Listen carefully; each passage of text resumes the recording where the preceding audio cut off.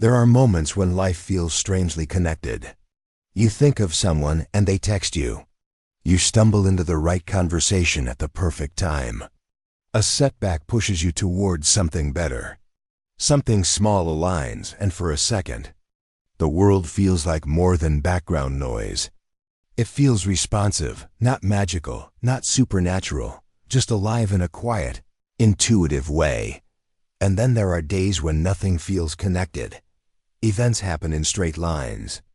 Conversations feel transactional. You move through routines like a character acting out someone else's script.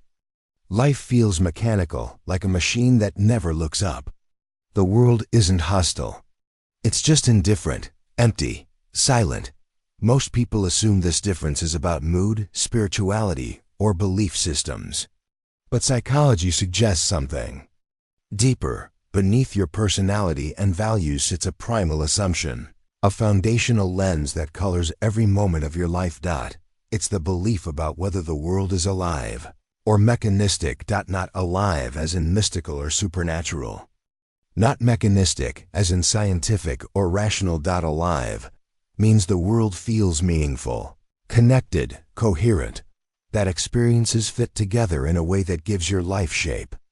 Mechanistic means the world feels random, indifferent, or empty. Of narrative, that events just happen, and meaning is something people invent because they want to feel better. This primal belief forms long before you ever question the universe. It's shaped not by philosophy, but by emotional patterns. By whether the world around you responded to your presence. By whether you felt seen, heard, acknowledged. By whether your early experiences created a sense of connection or isolation. Person with an alive world belief moves through life with a subtle sense of conversation. They feel life has momentum, that things unfold rather than simply occur. Patterns feel significant. Choices feel connected to outcomes. There's a soft hum of meaning beneath their days. A person with a mechanistic world belief moves through life with a quiet detachment. Experiences feel discrete. Moments feel isolated. The world feels uninterested in them, and in turn, they feel less connected to it. Meaning becomes something they have to chase, not something that emerges naturally. Both believe they're just seeing reality as it is. Neither realizes they're filtering the world through the emotional physics of childhood. This belief doesn't simply color how you interpret coincidences or purpose. It shapes your entire existential posture. It determines whether you feel guided or alone, connected or separate, part of something larger or floating through random events. Some people wake up feeling that their life belongs to a story. Others wake up feeling that their life is a sequence of tasks. And the difference begins long before adulthood. Long before belief systems, in small, almost invisible early experiences that taught your nervous system what kind of world it was living in. Let's explore how that learning began, and how it continues to shape your inner world without ever announcing its presence. Long before you had thoughts about purpose, meaning, coincidence, or destiny, your nervous system was already learning something far more primitive. Does the world respond to me, or does it ignore me? A child has no philosophy. They don't analyze the universe or debate whether life has meaning. They simply reach, with their voice, their needs, their eyes, their gestures, and wait to see what happens next. That waiting shapes everything. If someone responds, the child doesn't just receive care. They receive connection. A signal that their existence creates movement in the world. That their presence has effect. That the world is not mute, it answers. This doesn't have to be perfect. A parent who looks up when the child babbles, mirrors their facial expressions, laughs with them, comforts them, reads their cues. Even inconsistently, teaches the child something profound. When I reach outward, something comes back to meet me. This is the beginning of an alive world belief. It's not spiritual, it's not mystical. It's somatic. The nervous system learns that the world is a relational place, a place where actions resonate, where experiences connect, where moments Link into something coherent, but imagine a different environment. A parent who is overwhelmed, distracted, emotionally shut down. A home filled with silence. A caregiver who provides physical care but little mirroring. Conversations that stay on the surface. Emotions that go unnoticed or unreflected. The child reaches. No one reaches back. Not out of malice, simply because no one has the capacity. Over thousands of these small moments, the nervous system absorbs. A different rule. When I reach outward, nothing happens. The world does not respond. Life is not a conversation. Experience does not echo. Events simply occur. This is the root of a mechanistic world belief. It's not cynicism, it's conditioning. It's realism shaped by early emotional physics. These children grow up not feeling that life is empty, but feeling that life is quiet. Experiences feel separate rather than connected. Moments don't form a narrative. They exist as isolated dots with no line between them, and this quietness becomes identity. A child who is met with emotional resonance learns to expect coherence. They feel the world as interactive. They sense that events relate to one another. They interpret coincidence as meaningful because their early world responded to their presence. A child who received minimal emotional resonance learns to expect neutrality. They view events as random because, in their early experience, nothing reacted to them. They were not mirrored, so life itself feels unmirrored. Neither child articulates these beliefs. They embody them. One grows up feeling like part of something. The other grows up feeling adjacent to something. And by adulthood, both believe they're simply seeing reality. They don't feel like they carry a worldview. They feel like they're observing how life is. But behind the scenes, a primal belief is quietly shaping the tone of their entire existence, determining whether they experience life as interconnected or isolated, meaningful or mechanical, rich or empty. Now that we've seen how this worldview forms, let's step into how it shapes the adult experience, how it influences meaning, intuition, decision-making, resilience, and how you interpret the story. You think you're living inside of. When someone carries an alive world belief into adulthood, their experience of reality takes on a subtle texture, not mystical, not supernatural, just connected. Moments don't feel isolated. They feel like parts of a larger tapestry you can't fully see, but can somehow sense. Life feels like it has a pulse, a rhythm, a kind of internal coherence. You have probably felt this at least once. That's strange. Alignment where things fall into place in a way that feels too precise to ignore. A job offer that arrives the week you were ready to quit. A chance encounter that becomes a turning point.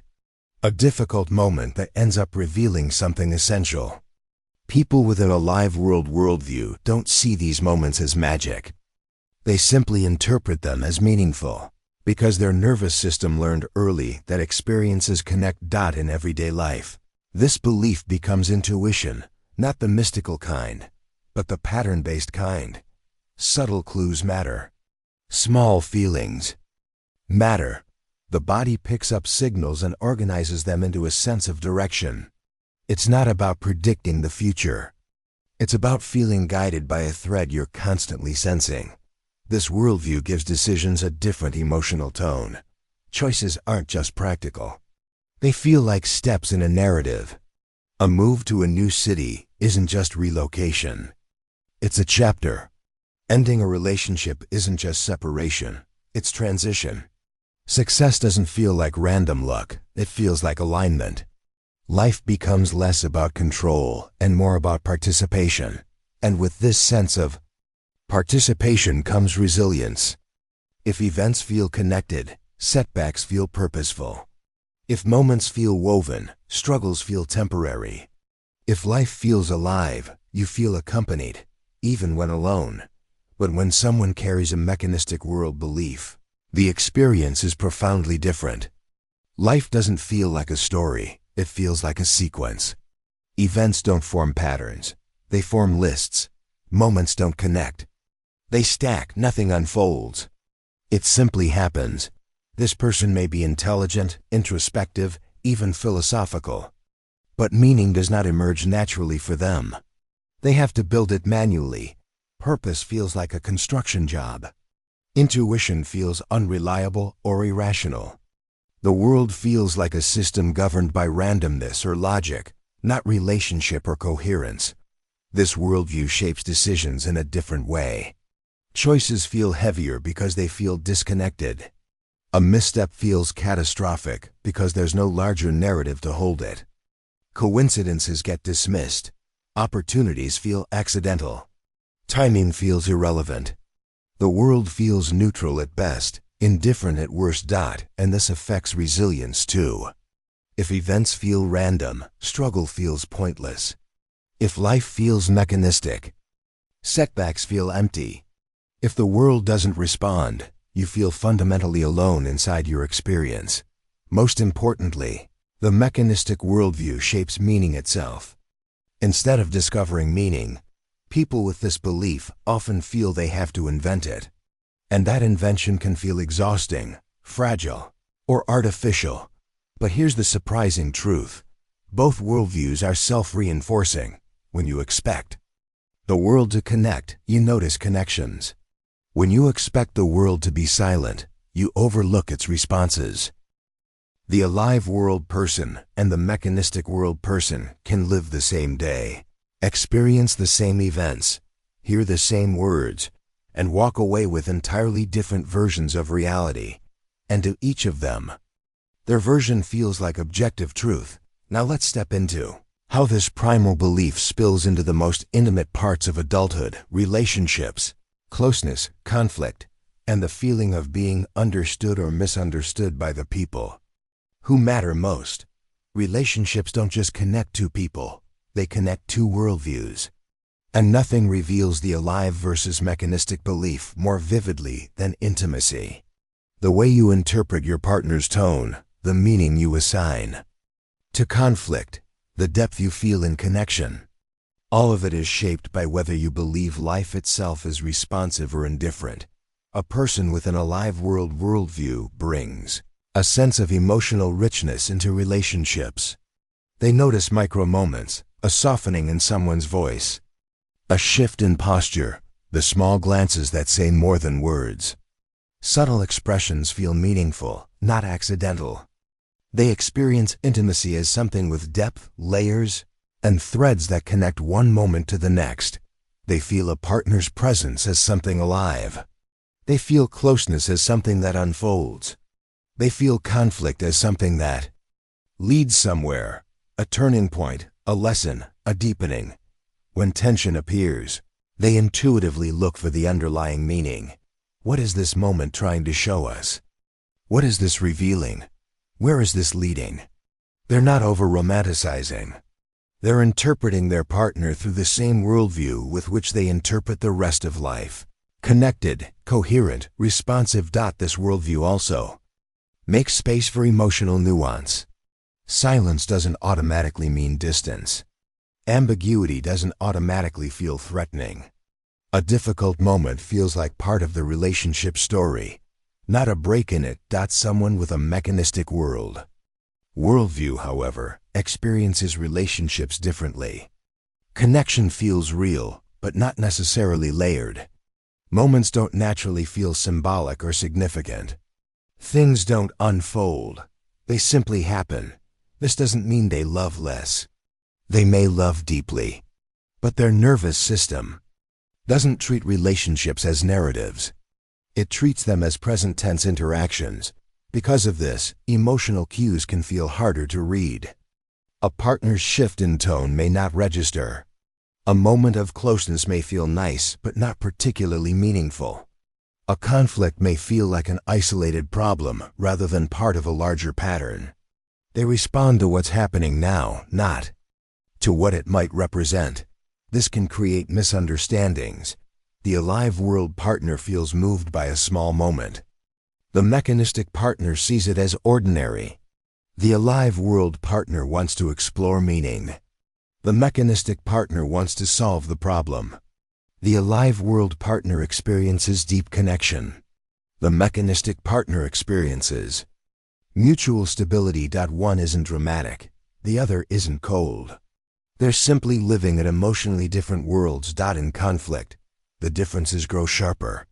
The alive world person feels the emotional atmosphere shift. They sense disconnection before words are spoken. To them, tension means something. The mechanistic world person often focuses on the literal content. What happened? What needs to be fixed? What did we misunderstand? They're not ignoring emotional depth. Their nervous system just didn't learn to track it. In love, the alive world person often wants shared meaning, inside jokes, symbolic gestures, small rituals, the sense that our story is unfolding. The mechanistic world partner may care just as deeply, but express it through consistency, practicality, or presence rather than interpreted significance. Neither worldview is better. But they create different textures of love, and when partners don't realize, they're interpreting the relationship through different lenses, they often mislabel each other. You're too emotional. You're too detached. You read too much into things. You don't feel anything deeply. When in reality, both are simply experiencing intimacy according to the emotional physics their childhood taught them. Now, let's go deeper into identity, purpose, and the existential tone of a life that feels alive versus one that feels mechanical. The belief that the world is alive or mechanistic doesn't just shape how you love. It creates the backdrop against which you interpret your entire existence. It colors the way you think about purpose, direction, identity, and what your life actually means. This worldview becomes the inner narrator, either quiet and flat, or vibrant and connective. Someone with an alive worldview tends to experience their life as something that unfolds rather than simply happens. They feel like a participant in a story, not a passenger in a process. Their sense of identity often forms around themes: growth, transformation, alignment, timing, calling, because their nervous system notices connections between events. A challenge isn't just a problem. It's a turning point. A coincidence isn't just randomness. It's a signal. A change isn't just disruption. It's evolution. These aren't delusions of grandeur. They're interpretations rooted in the belief that life has coherence, that moments relate to each other, that experiences accumulate into meaning. This doesn't require spirituality or religion. Many alive world people are highly rational. Their worldview is emotional, not metaphysical. They simply feel that their life has a shape and that they belong inside that shape.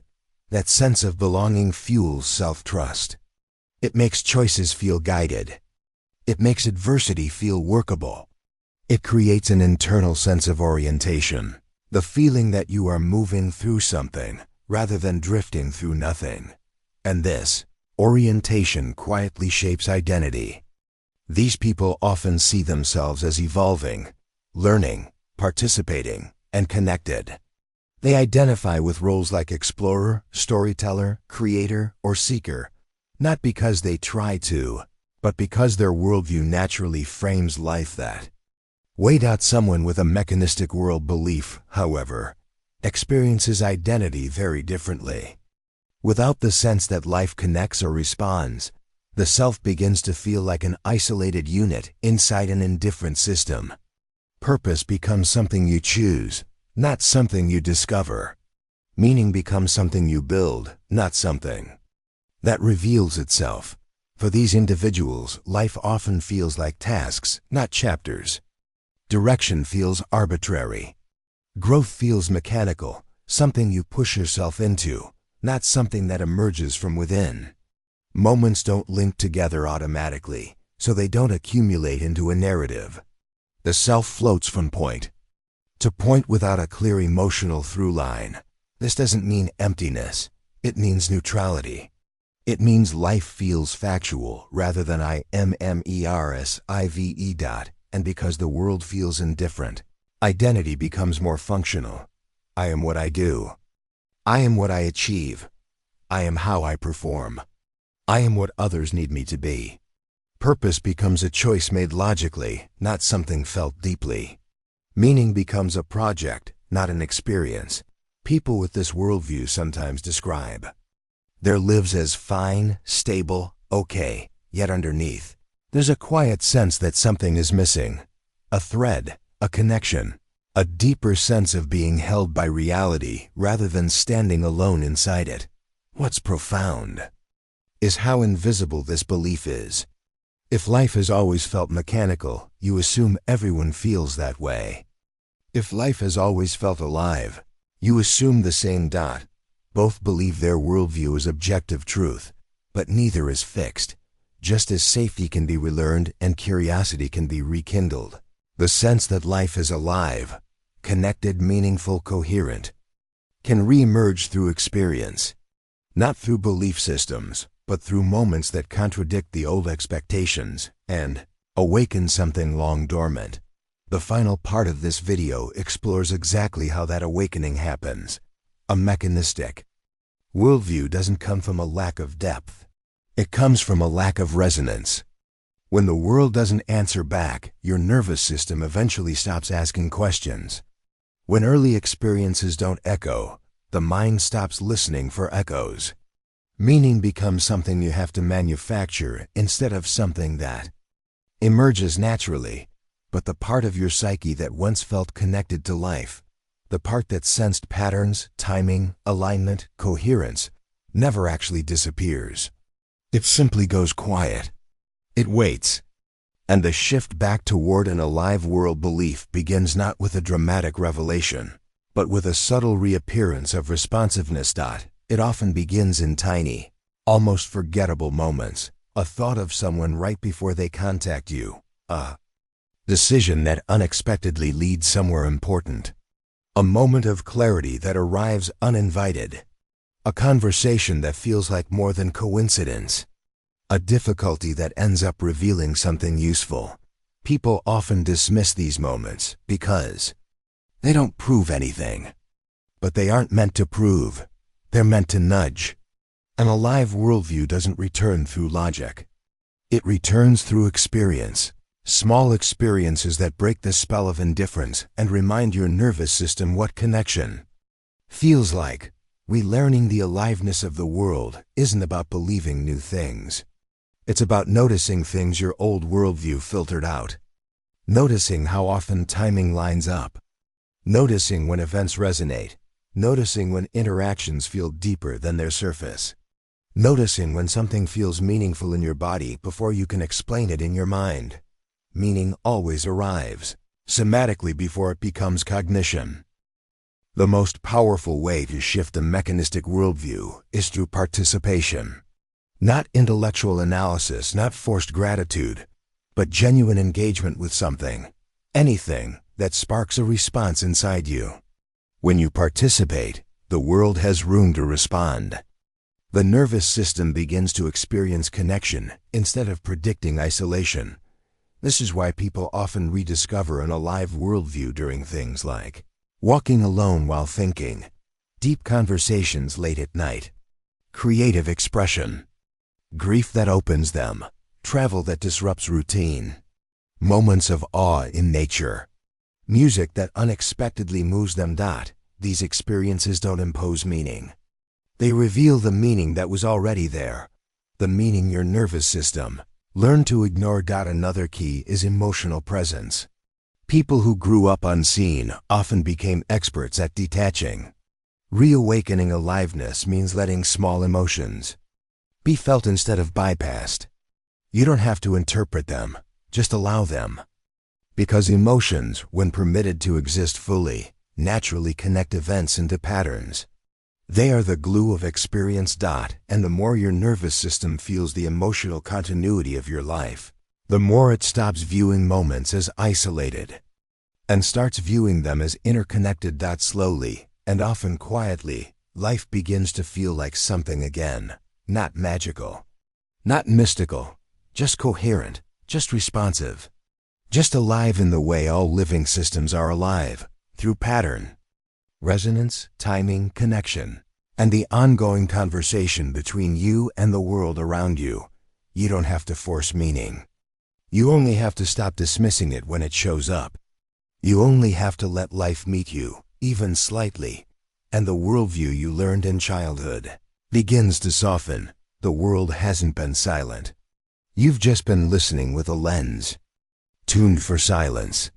Change the tuning, even a little, and suddenly the world begins to speak again. And when it does, everything feels different, not because life changed, but because you can finally hear it again.